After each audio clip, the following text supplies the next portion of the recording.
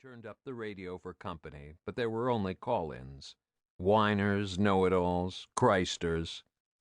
An alienated lot. In the depths of his soul, Matthews hated Hampton County. The local press sometimes idealized the place as the Happy Valley. Matthews liked to amuse his friends by calling it the Unhappy Valley, and he had a repertory of cruel, funny anecdotes about it. At the same time, the valley was a particularly easy jurisdiction in which to make a living. His ambitions had faded, and life could be various and perversely satisfying in Hampton. When Matthews launched into his Unhappy Valley routine, it was his own life and fortunes he was describing, and most days he could tolerate those well enough.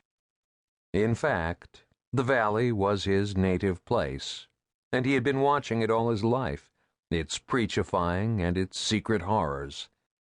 The recently arrived professionals, academics, and technologists had brought to Hampton a self-conscious, blessed assurance, unaware of the beatings, arson, and murder that thrived in the hills around their white-trimmed shutters. Matthew knew the place's black heart. It was his living. Where the road descended to the river, a mile short of the first covered bridge, there stood a lone wooden tenement, the survivor of a company street of mill houses dating from the industrial age. All its companion houses had burned to the ground years before. Nearly every time Matthews passed the house, he saw children, a squadron of little whitey towheads who, in the time he had lived at the Esquivels, seemed never to change in age or approximate numbers. The house was unpainted, and usually had one of its windows glazed in plastic. Through the sleet, he saw one of the children standing in an open doorway, dressed for a summer afternoon. It was a girl of about 10, in baggy jeans and a yellowing, ragged hand-me-down t-shirt. She stood absolutely still, indifferent to the stings of the weather, unblinking. She wore a necklace of glass stones and shiny metal. Her stare was profound and uneasy-making. He waved to her, and she was gone. When he pulled out to cross the intersection, it was as though she had not been there. He thought perhaps the solitude was finally getting to him, leaving him impulsive and eccentric, even on his sober days. Especially on his sober days, each one marked with small errors of judgment. The sight of children sometimes made him homesick for his married past, getting his son to school, drinking a beer with his wife.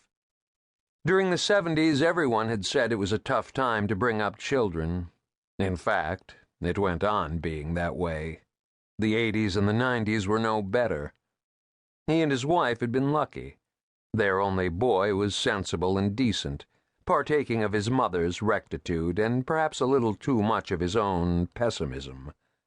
So there was that, at least. He called the thing he had pessimism.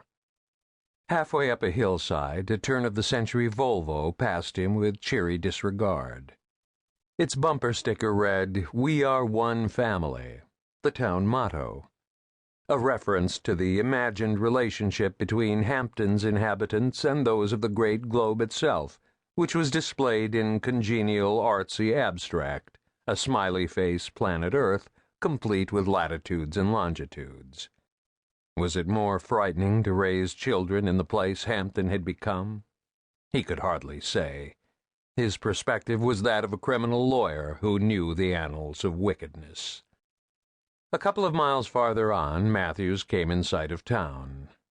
The famous jail, the red brick rat-house minarets attached to a new wing of frosted Martian glass, stood beside the river between a pair of old paper mills, whose lofts were now mainly occupied by artists in flight from the city. There were also a few shabby offices, headquarters to some social services organizations.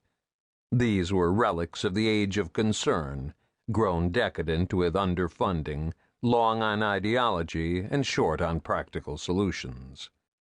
One scarred band specialized in raiding the migrant pickers' cockfights.